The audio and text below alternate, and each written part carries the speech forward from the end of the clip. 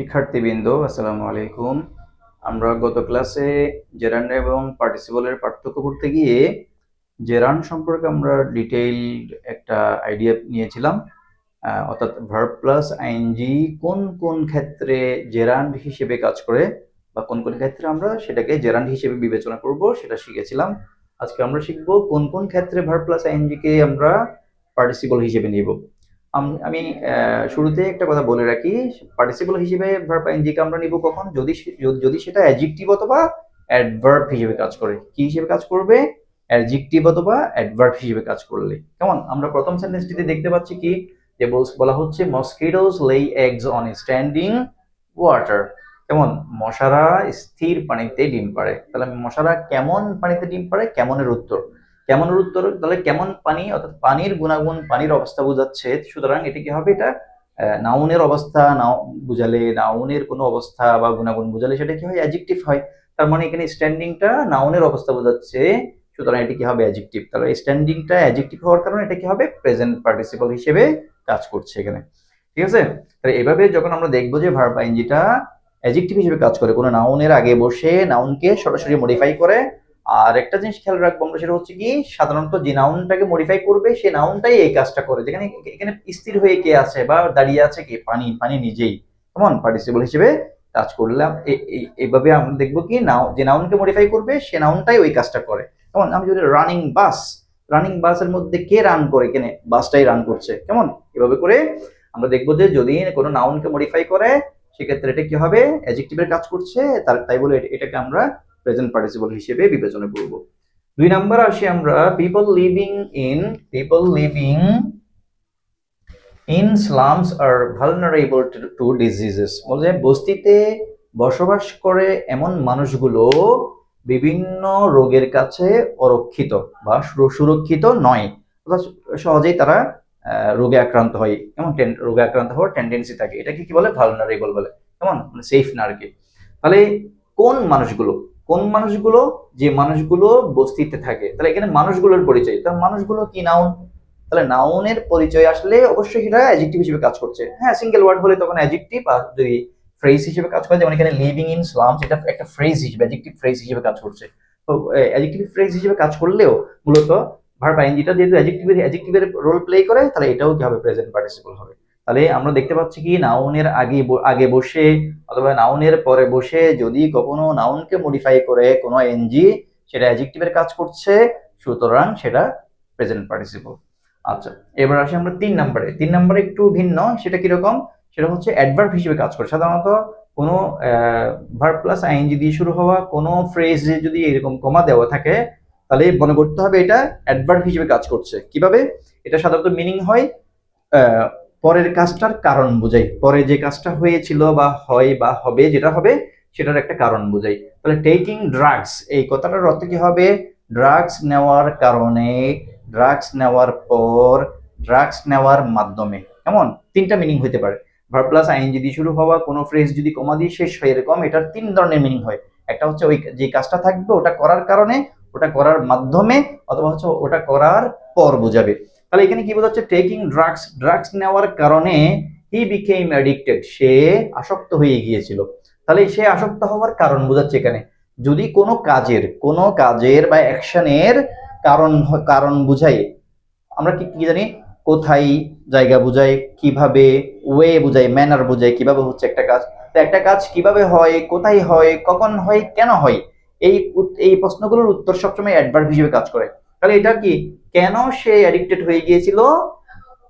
Drug নেওয়ার কারণে। তাহলে কারণ বোঝাচ্ছে, কারণ বোঝালে সেটা কি হবে? অ্যাডভার্ব হবে। তো অ্যাডভার্বিয়াল ফ্রেজের কারণ, এটা কি অ্যাডভার্বিয়াল ফ্রেজ হচ্ছে যদি পুরোটা নাউন থাকে অ্যাডভার্বিয়াল ফ্রেজ, আর আইএনজিটাকে আমরা পার্টিসিপল হিসেবে নিব। কেমন? মানে এটাকে পার্টিসিপল ফ্রেজও বলে। পার্টিসিপল ফ্রেজ মানে এটা অ্যাডজেক্টিভ ফ্রেজও আবার। ঠিক আছে? একই কথা। তাহলে এইভাবে যদি কখনো আমরা পাই ভার্ব আইএনজিকে, সেটাকে আমরা প্রেজেন্ট পার্টিসিপল হিসেবে বিবেচনা করব। আরটা হচ্ছে কি, অনেক সময় সেন্টেন্সের শেষের দিকে থাকে, মানে এরকম ভার্বের পরে আর কি, বেবিজ ফল আসলিপ, এখানে কি বলছে? বাচ্চারা ঘুমিয়ে পড়ে।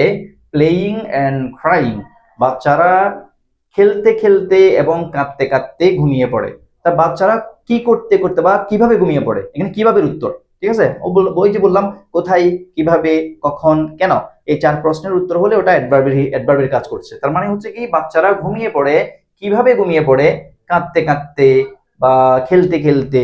ঠিক আছে, তাহলে কিভাবে উত্তর হলে ওটাও কি হবে, অ্যাডভার্বের কাজ করছে, সুতরাং এটা কি হবে, প্রেজেন্ট পার্টিসিপল।